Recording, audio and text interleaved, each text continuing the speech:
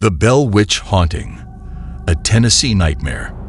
In the early 19th century, nestled deep within the rolling hills of Robertson County, Tennessee, a dark and malevolent presence lurked, terrorizing the Bell family. This chilling tale, known as the Bell Witch Haunting, is one of America's most enduring and spine-tingling legends. The story begins in 1817 when John Bell, a respected farmer, and his family moved to the area. The Bells were well regarded by their neighbors, known for their strong Christian faith and upstanding character.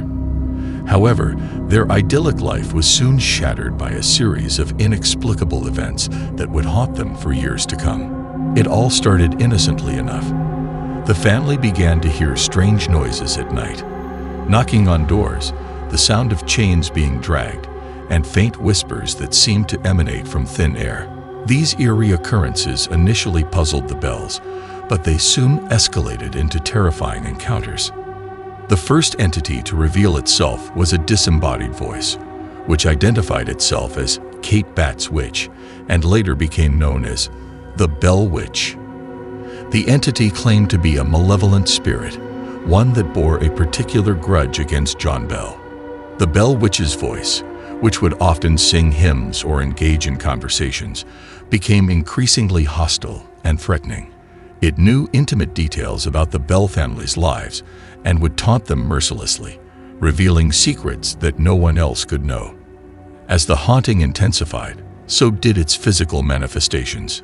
Betsy Bell, John's youngest daughter, bore the brunt of the Bell Witch's torment.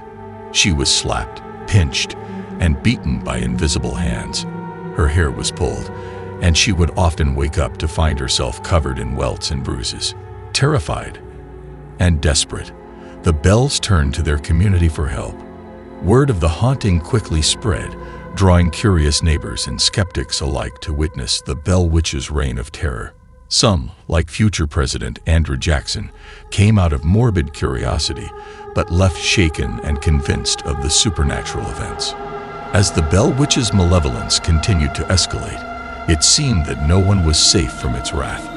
It would mimic the voices of family members, torment visitors, and make gruesome predictions about John Bell's impending death. It claimed responsibility for his declining health, which baffled doctors at the time. Tragically, on December 20, 1820, John Bell passed away under mysterious circumstances.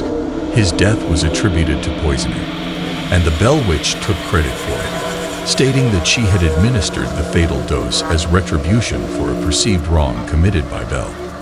With John's death, the Bell Witch's hold on the family seemed to weaken. She made a final appearance in 1821, promising to return in 7 years, a prophecy that sent shivers down the spines of those who had witnessed her reign of terror. True to her word, the Bell Witch returned in 1828, but remained relatively quiet, offering cryptic messages and prophecies. Then, as mysteriously as she had appeared, the entity departed, leaving the Bell family in peace. The Bell Witch Haunting became a local legend, passed down through generations. It has inspired books, songs, and even a Hollywood movie. Skeptics have tried to debunk the story, attributing the events to various natural causes. But to this day, the haunting remains one of the most enduring and eerie tales of the supernatural in American history. The Bell Witch Haunting serves as a chilling reminder that sometimes the most terrifying entities are those we cannot see, and the scars they leave on the living can last for generations. Whether you believe it to be a malevolent spirit or a case of mass hysteria, the Bell Witch continues to haunt the annals of American folklore, a dark chapter in the nation's history that refuses to be forgotten.